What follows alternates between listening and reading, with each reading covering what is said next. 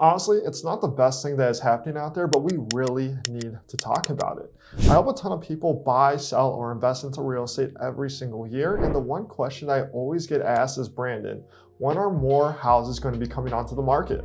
I was talking to a client that I helped purchase a home about 3 years ago the other day, and we were basically talking about what it looks like to upsize. And two questions that I wanted to cover with them is to figure out the monthly payment on what it's going to look like on the next home that they purchase at the price point that they desire. And then number two is that I want them to look at the inventory of what exists in the location, the price point, and everything else in between in that specific home they are looking for. And with that being said, the monthly payment was obviously significantly up compared to what they are currently at, but they've built up a ton of equity, and the homes that they were looking for and the location that they want and the price they want, they understood is that if the home that they love pops up in the next month or two, they don't know if it's going to come onto the market again within the next 6 to 12 months. And I always start my conversations with clients going through this different scenarios depending on their goals, and ultimately they're still moving forward on this because they just had another child and they need more space in their home. So in today's video,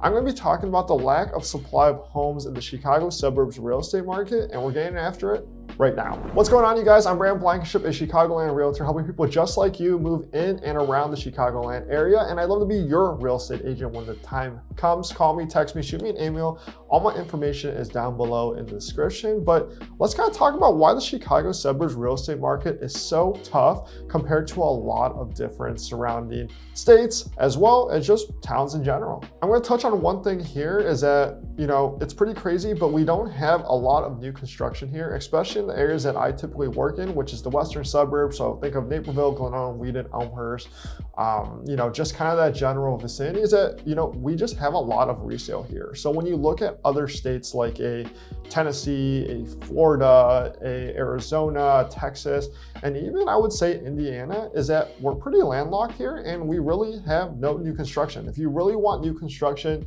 you're probably going pretty far west to like a Sugar Grove or Yorkville, or you're going pretty down south into a Plainfield.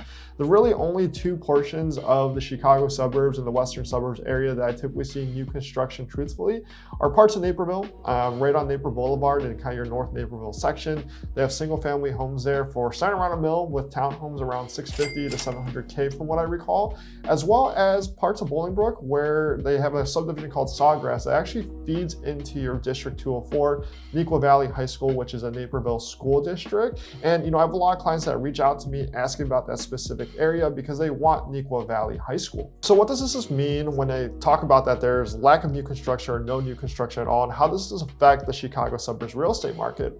Well, it kind of puts a strain on the resale market because a lot of people that own homes right now aren't moving typically when statistics show when those people typically move. And with that being said, a lot of these families that are looking to upsize, they can't because there's not a lot of new construction options. And the people that own the homes that they are wanting to upsize to don't really want to downsize yet because typically the mortgage a lot of times might look the same on, what they are looking for. There's a few 55 plus communities around the area as well in the Chicago suburbs. Some new construction communities. There's one in Winfield / West Chicago area. And there's some up north in the northern Chicago suburbs and even down south in the southern suburbs as well, like a Plainfield area. But with that being said, it's kind of crazy because no one's moving and new construction helps a lot. But when it comes to the Chicago suburbs real estate market, I find it a blessing that there isn't a lot of new construction because when you're going up against resale in a new construction kind of environment, like let's say Texas, like in Austin, Texas, the market there is moving slower now and prices are dropping because a lot of people were flushed with cash buying those new construction homes, which were affecting the resale market. When you're looking at a 2022 built home compared to a 1980 built home, it's significantly different, determining with, the build quality as well as the upgrades that you get. And you're just wrapping it all into a mortgage rather than doing all your updates with cash out of pocket into that 1980s home. But over here, we don't really have that. The market appreciates normally over here, in my opinion, and we have great things happening, with great schools according to niche.com, the city of Chicago being extremely close to the Chicago suburbs, relatively speaking, as well as we have great downtown areas and a job market here. But that's the first thing I kind of want to touch on is that, no new construction here. So there's not enough inventory that is being made that, is affecting to help people get out of their current homes and to move into something new. And before I get into the next reason that is affecting the Chicago suburbs real estate market, if you haven't subscribed yet, left a like, or, just left a comment on this video. What are you doing? Come on, please help me out. It tells YouTube I'm doing a good job making this video kind of thing. And if you need help buying or selling real estate here in the Chicagoland area, just shoot me a call or text or an email. More than happy to have a conversation and help you out. Second, a lot of people, want to move, but they're not moving. A lot of people are just doing improvements to their home or just really, stockpiling cash and paying off different types of debt. But really, no one is moving, but it's crazy to see. And when I look at the rolling 2 years of stats and comparing month to the previous year at the same time compared to the previous year, the number of homes for sale has went down, but a lot of the surrounding suburbs, the number of homes going under contract have been relatively the same, going up or just a little less. And it's pretty crazy when you see that because the demand is still there and people still want to purchase homes.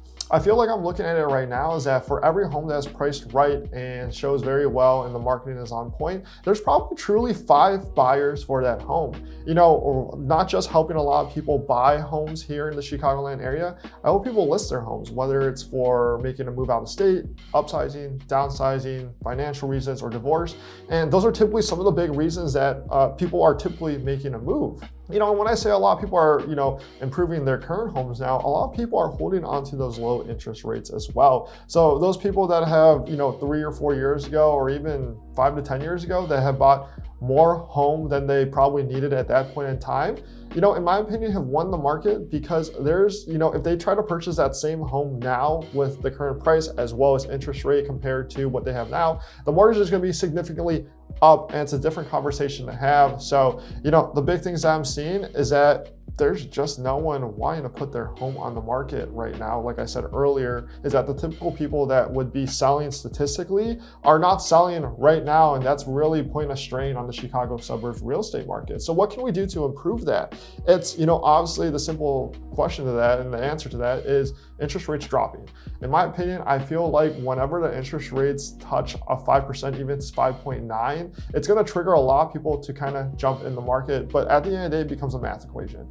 There's a good chance that if you currently own a home, you have built up a ton of equity. So it's either paying off debt to get your cash flow where it needs to be, or just putting more down payment down. But, it just depends on everyone's situation and everything along that nature. But, a big thing is that people do want to move. There's just no one listing their homes. And even those people that want to move that own a home, they're not listing right now as well. And third, I see a lot of first-time home buyers in the market right now that have been renting for a while, either live with family or their parents or friends, and they're looking to jump into home ownership. But the biggest thing that I see right now and why the Chicago suburbs is out of homes is because, the people that own that first-time home buyer home price point in the Chicago suburbs aren't selling their home.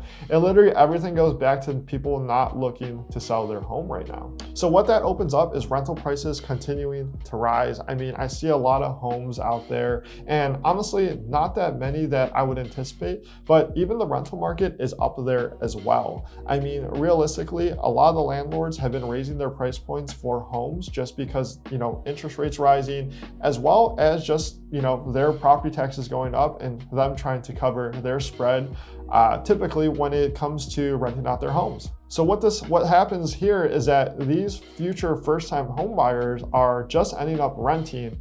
And my question and my concern with a lot of these first-time home buyers out there is that my opinion is that if you're looking to purchase a home, is that even if you're a year or two out, I would start the conversation early to put a game plan in place, because I feel like a lot of first-time home buyers don't realize that we can really truly time up their mortgage payment with their last rent payment, or if they're in the position where they can have a mortgage and a rental at the same time and pay that mortgage and rent for a month or two, we can time things up perfectly.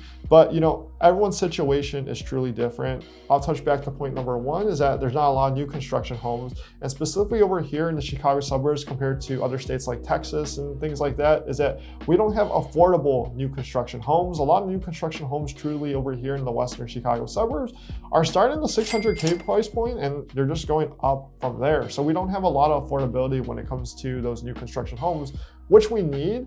But if you're looking to stay in those western suburbs, you'll probably have to go more down south or more farther west of the western suburbs. If I was a first-time home buyer, and kind of the recommendations I give as well, whether and not just reaching out early, is that really just focus on your monthly payment and what you are looking to accomplish with your mortgage, as well as just guesstimating what your utilities will be, as well as focus on paying down debt. And just really figuring out your budget right there can help go a long way and help prepare you for future home ownership. But yeah, the Chicago suburbs real estate market is pretty crazy. I feel like I have a pretty good pulse on it. I have a lot of families every single year. I've helped about, as I'm making this video, about 20 families so far year to date. So if you have questions on the real estate market, feel free to reach out, call me, text me, shoot me an email. All my information is down below in the description. And if you haven't subscribed yet, please hit the subscribe button. It tells YouTube I'm doing a good job of making this video kind of thing. Leave a like, drop a comment on what you want to see next, and I will see you guys on the next video.